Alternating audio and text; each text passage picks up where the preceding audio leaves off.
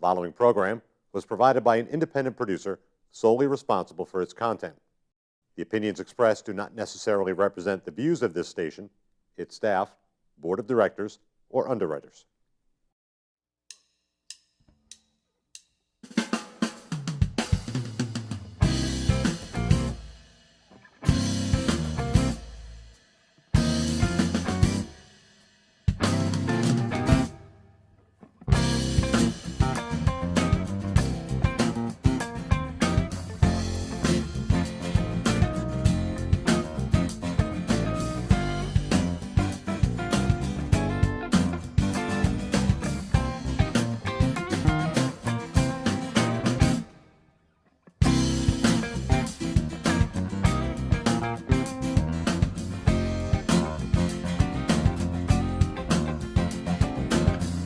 Welcome to Gate City Chronicles. I'm Kevin Avard, your host.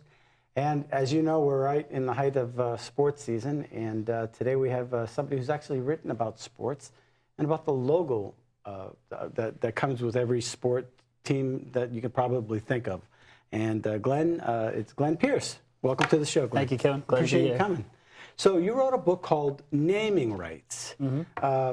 It's interesting, you know, we have a lot of controversy in some of the names. You get the Redskins and whatever. There's some other teams out there that had some issues.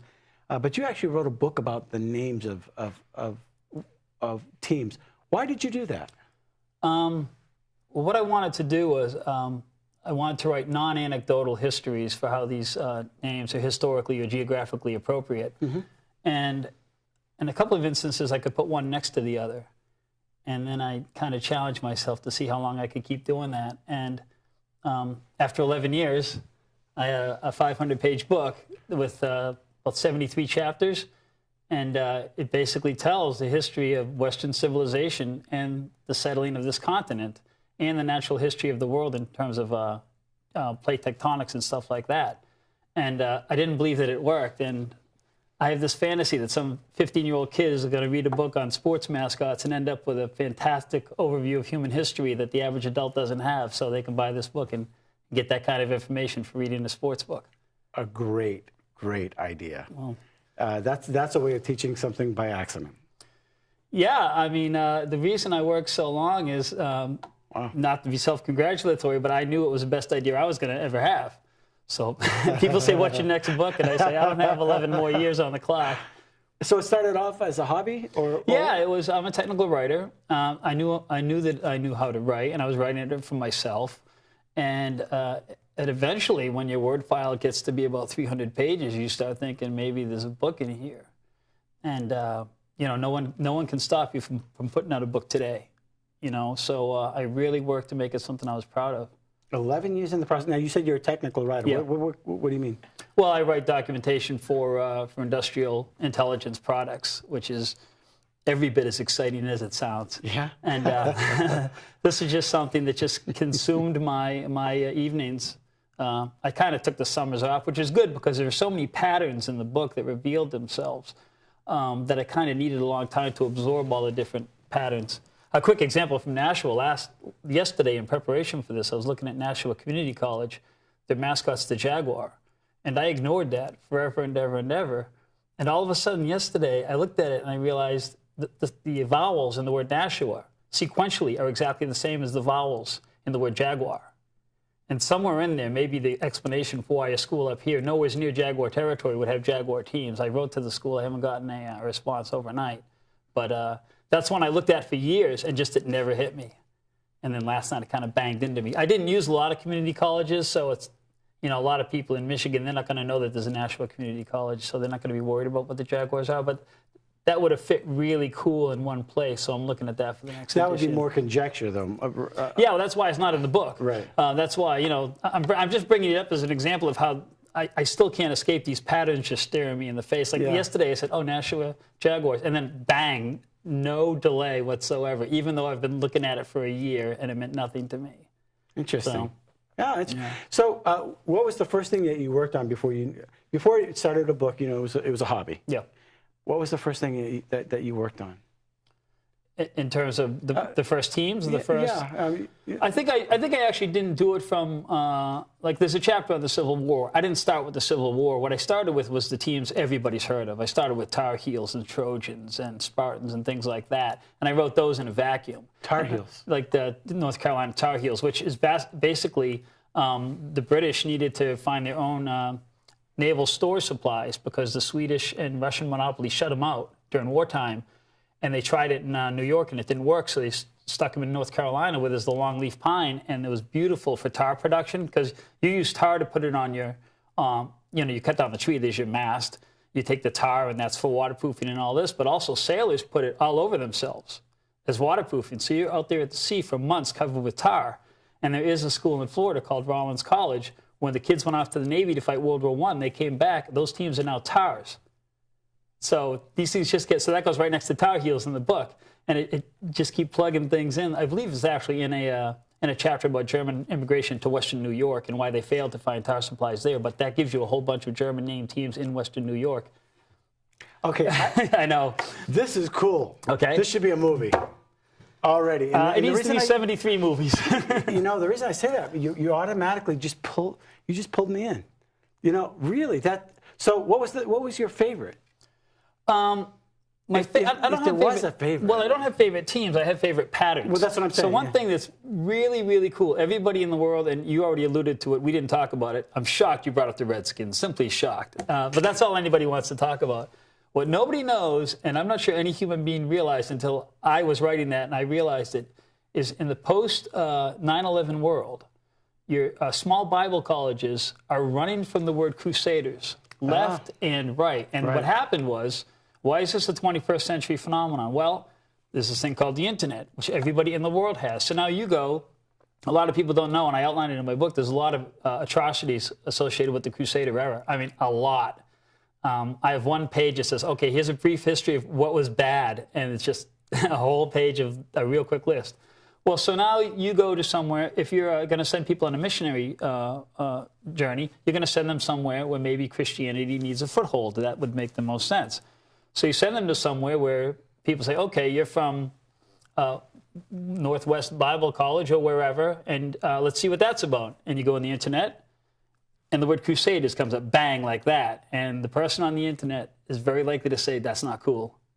So there's a real trend in the word Crusaders being dropped and dropped and dropped. And I don't think that information is anywhere in the world except in my book, and I was shocked to stumble across it. That blows my mind. I was at the gym the other day, and I saw a father walking with his son, and his father had Crusaders on the back of his shirt. Mm-hmm. And I thought in my mind, and I don't believe in political correctness, I think it's probably one of the greatest dangers to free speech that's going on in our lifetime. But it drew me back because of the recent beheadings with the Muslims and the ISIS extremists or whatever. That was brutal. But if you go back into history and you can see what the Crusaders were doing, and you had the witch burning, you had a lot of different things that were going on back then, which will curl your blood, and you say, whoa, this was named in the name of the Christian God, and whom I have faith in. However, just because it was acted out in a very poorly way, it doesn't reflect pretty nicely on my God.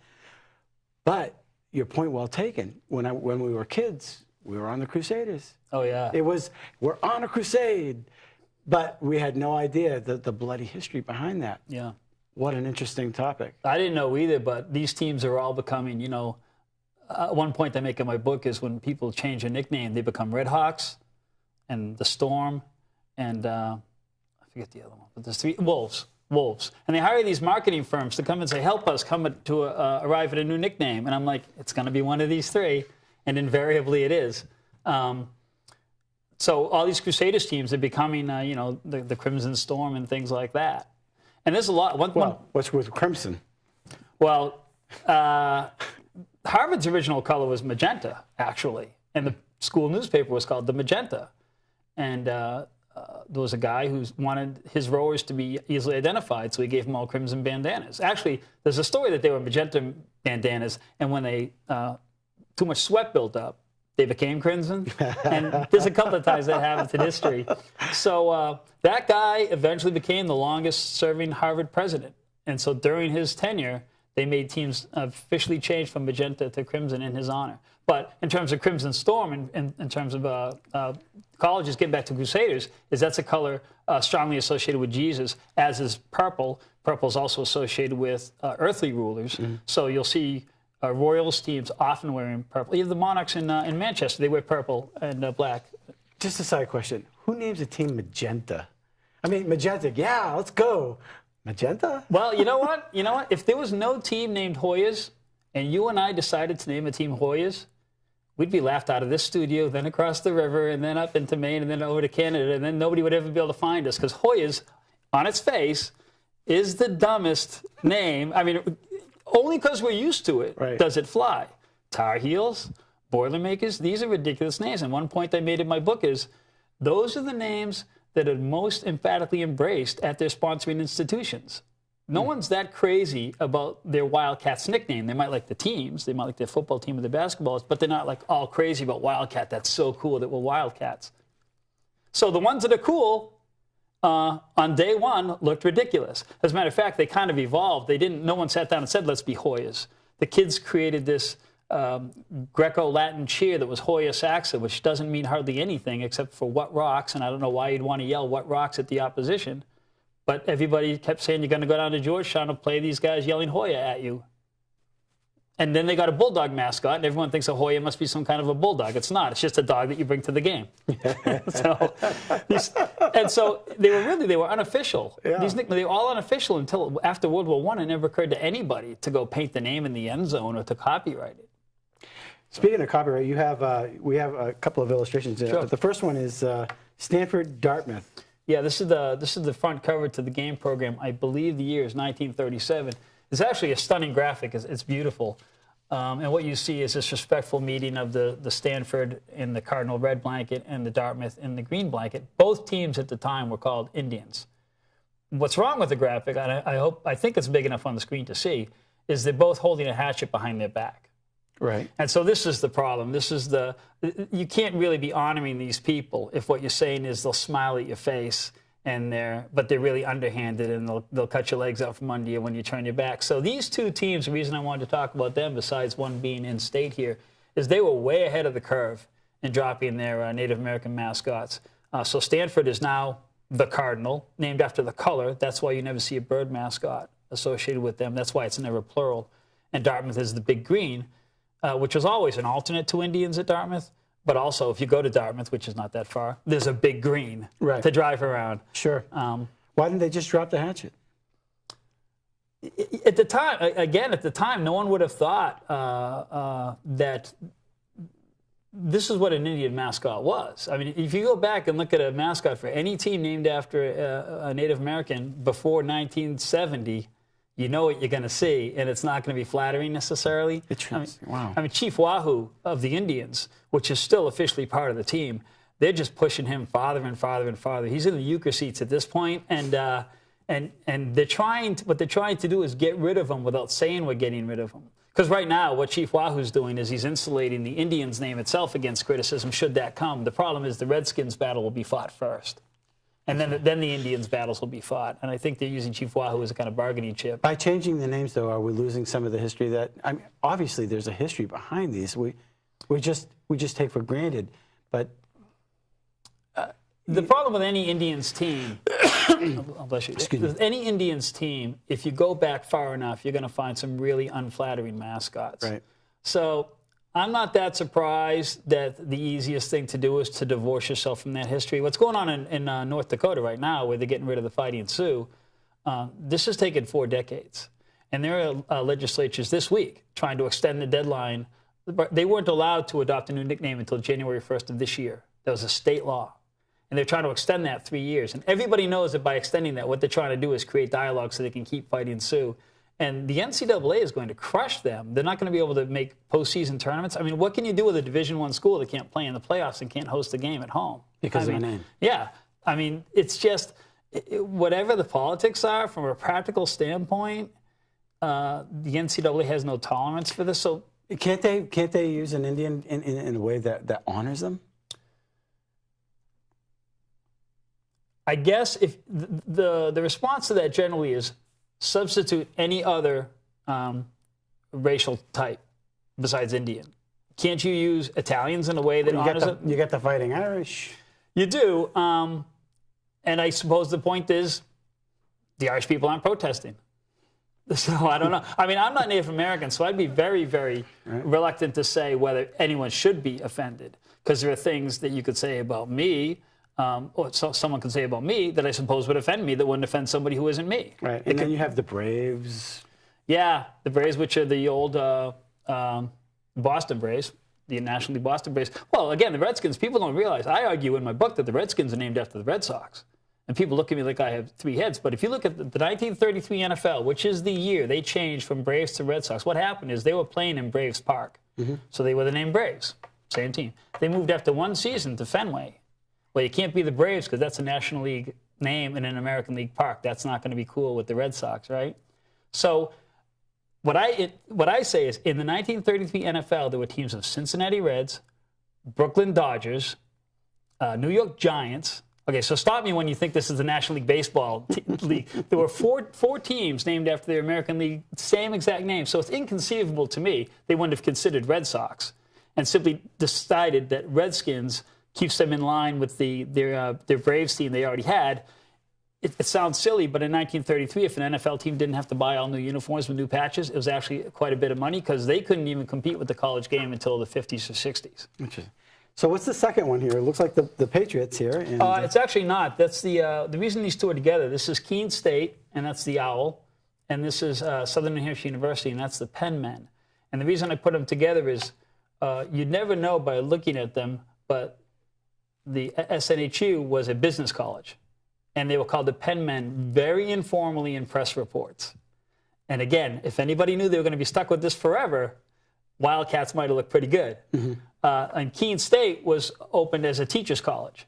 And there are about 30 teachers' colleges, former teachers' colleges that everyone has forgot were opened as teachers' colleges. They're just, general universities that have Owls teams because the Owl is associated with wisdom and learning. Right. So, interesting. Yeah. And, of course, the Tootsie Pop.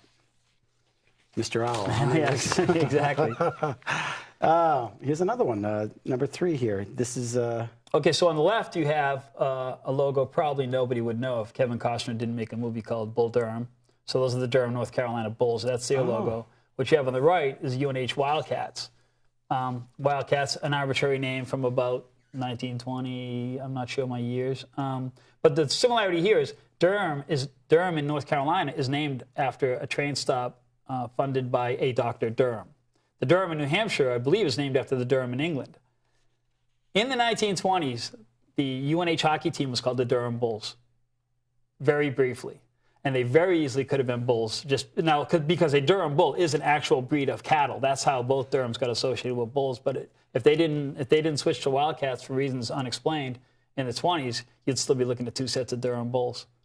How long did it take you to find this out? Obviously 11 years to write the book. But I mean, as you went from flag to flag or town to town or team to team, what kind of research did you have to do? Well, honestly, it was just the world's longest word file, and I had to, I work in industry, and basically when I discovered a new team, I had to write the inputs and outputs where it could go. It could go one of 100 places. Like what really drove me nuts is I'd find that some college was a Methodist college, and I wouldn't think that was relevant. And I just kind of throw it over here. And then later I would decide I wanted all my Methodist colleges together. And now I'm like, oh no, I don't know which school I crossed out that it used to be a Methodist college. So it was this enormous word file. Almost like, in high school they make you write an outline and then you go and you write something else and then you write. This kind of went from an outline with 2 paragraphs on it. And I just kept moving stuff around and it just got to be 500 pages. So There was no one moment of bliss where it's a book now. It was just this bunch of, 6 years in, it was a bunch of notes. Could you still keep going, or is it exhausting? No, I actually, first of all, these teams change all the time. There was a team changed 4 days before I had to submit my final draft for print. And there were teams that North Dakota will change sometime in the next year or two. So there are changes all the time. I track them. I have a bunch of Google feeds set up so if the word new mascot comes up in the edu domain, I will get notified. So I still track them for future editions. But yeah, I mean, I can stop now. The main thing about stopping was getting the 73 chapters right. Like, I didn't know what the 73 chapters were going to be. If you told me, oh, you're writing a book on mascots, here's what you're going to need. You're going to need a 6-page chapter on the Second Great Awakening, which is a post-colonial, non-denominational movement among Protestants in the seaboard that moved down the Appalachian spine.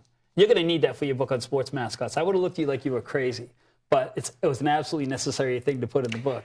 So some of these mascots went to the Great Awakening.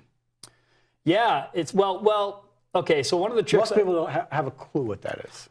Nor did I. I don't want to come off as the guy who knew when the Second Great Awakening. If you told me there was a Second Great Awakening, I would have assumed there had been a first. Was a first one. That's what I would have said. There must have been a first if there's a second. Is that with let's see, the baseball player there, Billy? Was it Billy Sunday? Is that during that period? You know, I think he's in the tradition, but a little later. I think he's about the 20s. Right. And so he's in that camp meeting tradition, and that's really why it was able to spread, to keep going into the 20th century. Basically, what you're looking at is the pre-television era, because that was the model people had. But like I said, if someone said this is going to have to be in your sports book, I would have. So the reason it is, the trick I had to use in some cases, you're the Wildcats, and there's no good story. But guess what? Like at USC, Trojans, they're called Trojans because they fought nobly and lost, which is what the Trojans did in the Trojan War. Well, they were the Methodists for decades. So for me, I can put that in one of two spots. I've discussed Trojans under classical literature, and I've discussed the Methodists under the Second Great Awakening. So that's a case where that kind of sat over on the sidelines until I decided which one to plug it in. And in some cases, it'll appear in both narratives. What time period is the Second Great Awakening? Post-colonial, I would say approximately 1790s to 1840, because it was the first Great Awakening was in the colonial era. So there were a lot of sport teams during that particular time? No, what happened was the colleges they founded in 1830 would field a football team in 1890. And all anybody knew was they're the Methodists. I mean, again, they weren't intended to be nicknames. If you go to a school where you're going to become an accountant, people are just going to call you a pen man. They're not going to think, now you are pen man forever and ever and ever, and you shall never escape that fate. Right. And so that's what was so interesting, is learning that the number crunchers. None of these things were official. Right. And now, when you have a new team, you have like the mascot and nickname committees get together, and as you know, anything that goes into a committee comes out half of what it should have been, or in no way addresses the problem you were trying to solve. So they go into committee and they meet and they reveal an extraordinary new nickname like Wolves. Well, great, because there's like 60 Division I schools called Wolves. You know? Well, here's one, the Pilgrims. Yeah, this story I really like because I'm not going to get the year right, so I won't try to say it. But at one time, New Hampshire was a province of Massachusetts.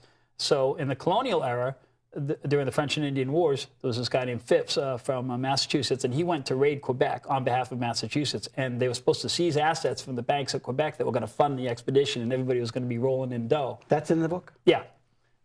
They lost at Quebec. And they lost a ton of money. And what happened is they kind of blamed the victims. So for a half century, the Massachusetts state legislature said, yeah, too bad for you guys. Well, as they died off, their heirs were given what are called the Canada Townships in New Hampshire, which is the area that Henniker is now in. Yeah. And I'd never heard the term Canada Township. Maybe somebody knew. But Henniker was Canada Township number 6. So it was part of Massachusetts. So this Pilgrim's nickname actually harkens back. I mean, you can look, there's a ship on it, possibly the Mayflower. Well, nobody arrived at Henniker on the Mayflower. You know? So there's a case where that actually reveals the history of that particular portion of New Hampshire, if not the whole state, as being at one time under Massachusetts jurisdiction. So the Puritans harkens back to the colonial era of Massachusetts. That one I really like, because I wanted to figure, if I hadn't done this book, that information is very hard to find. Wow.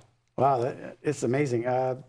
Now, this covers the NFL as well? Oh, yeah. Yep. So, talk about the Patriots. How did they get their name? That's just an easy one. This is the cradle of the revolution and all that stuff. So there's actually a lot of Patriots teams. As you get on into the Carolinas, you know, they think that's where the revolution was fought. In fact, it's where it was won. It's where it was. Well, it's where Cornwallis lost it. Is a more accurate way to say it. We didn't beat Cornwallis as much as he stepped in his own. I saw the movie. Oh, okay.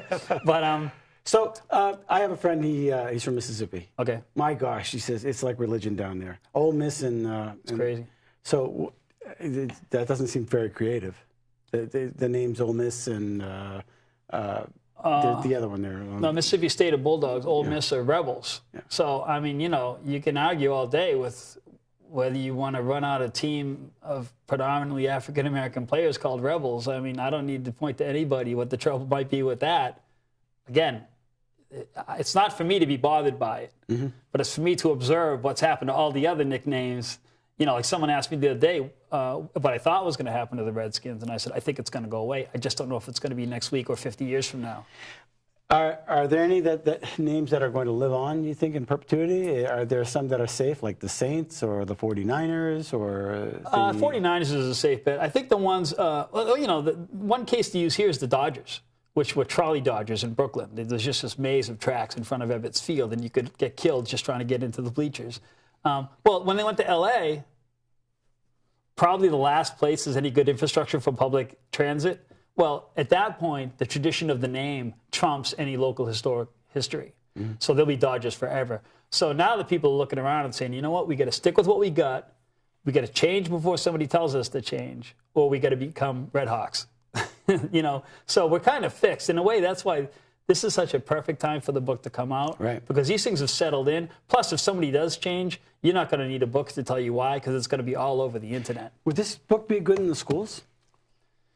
You know, it's actually, I'm pretty happy that the reading level is not, you know, 6th grade. It's a book for somebody who cares about history, who cares about whether the guy writing it cares about telling the story correctly. I mean, I really wanted to shape stories out of this. I didn't want to, it's not a list of, you open up one page and look at it. It's not a list. It's not a bunch of anecdotes. So my fantasy is people who went to college and got educated, but, you know, we didn't pick up what maybe we should have picked up about the Protestant Reformation or played tectonics or, you know, the Civil War. Maybe the English Civil War is a great chapter on the English Civil War. You read that, you read 4 pages on sports nicknames, suddenly you have a great overview of the English Civil War and how it fits into Western civilization. So that's what I like about it. So kids are going to say, like, man, no pictures in this book, man, you know? It's up here. Yeah, I think it's adults who really want to... I hate to sell it as a Western Civ book, but it kind of works. Yeah, you got a Facebook page? I do, and I guess the best way to find me, my blog and my Facebook page, is just to Google my name, because there aren't going to be that many. My 3-word name, Glen Arthur Pierce. Yes. Well, thank you very much for coming on the show. I really appreciate it. Thank you very much. You got me very interested in this book. Very good. Thank you, sir. Well, get a book of history. Get a book. It sounds very fascinating, and there's a lot of history in here. So reach out, find it, and we'll see you next week. Thank you for watching Gate City Chronicles, and we want to thank our sponsor, Avard, the Dean of Clean. You can reach them at 603-521-7657. If you need your carpets clean, call Avard. The preceding program was provided by an independent producer solely responsible for its content. The opinions expressed do not necessarily represent the views of this station, its staff, board of directors, or underwriters.